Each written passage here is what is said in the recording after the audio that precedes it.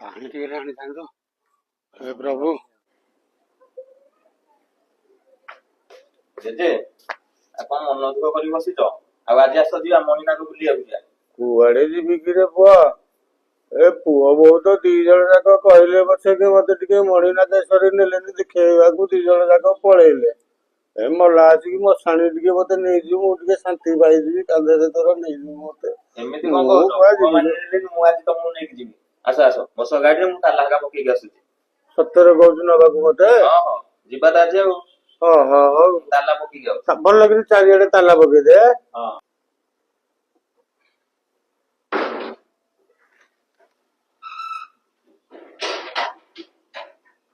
ଆସ ଯିବା।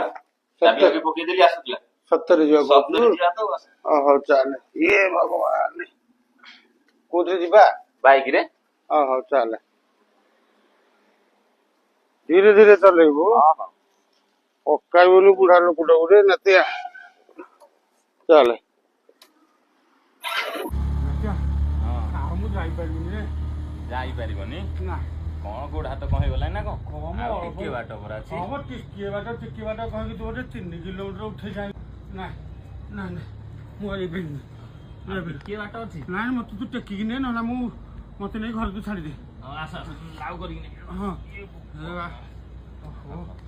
ଭଲ ମତେ ମଣି ନାଗେଶ୍ୱରୀ ପୁଅ ମାନେ ଦେଖିଲିନି ତ। ପକେଇବୁନି? ନାଇଁ ନାଇଁ ଚାଲେ ଚାଲେ ଚାଲେ।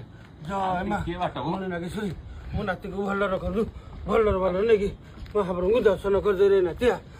ପୁଅ ମାନେ ତ ଦେଖୁନାହାନ୍ତି, ମୁଁ ଆସିଛି ଆଜି ତମକୁ ଦେଖେଇବି। ଆରେ ନାତିଆ। ଆଜ୍ଞା। ଆଉ କେତେ ବାଟ ମଣି ନାଗେଶ୍ୱରୀ ତୁ ମତେ ଧରିକି ଆସିଛୁ? ଏଇଠି ପରା ଦେଖାଗଲାଇଁ, ଏଇଠି ପାହାଚ ଆମେ ଚଢୁଛେ, ମଣିନାଗ ମନ୍ଦିର ଏଇଠି ଦେଖାଗଲାଇଁ। ହଁ ହଁ ଧକ୍କ ପଡ଼ିଲାଣି ମତେ। ପାଣି ଟିକେ ଆସ ଆଉ ଟିକେ ପାଣି ଟିକେ ହେଲେ ଆଣିଥିଲେ ପିଇ ଦେଇକି ଟିକେ ପଳେଇଥାନ୍ତେ।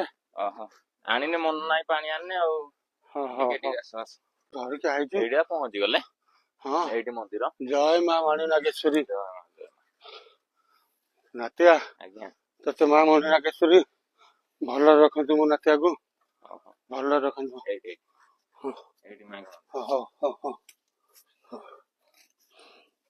ଜୟ ମା ମଣି ନାଗେଶ୍ୱରୀ। ଧକ୍କ ପଡ଼ିଲାଣି ନାତିଆ, ଏଇଠି ଘଣ୍ଟଟା ଏପଟେ ପଳେଇଆ। ହଁ ଏପଟେ। ବୁଲିକି ହଁ ଦେଖିକି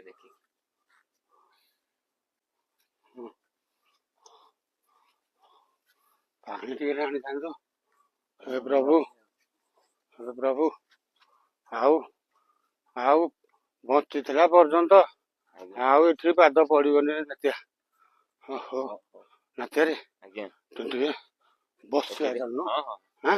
ବସି ପଡିଆ। ଜୟ ମା ମଣି ନାଗେଶ୍ୱରୀ।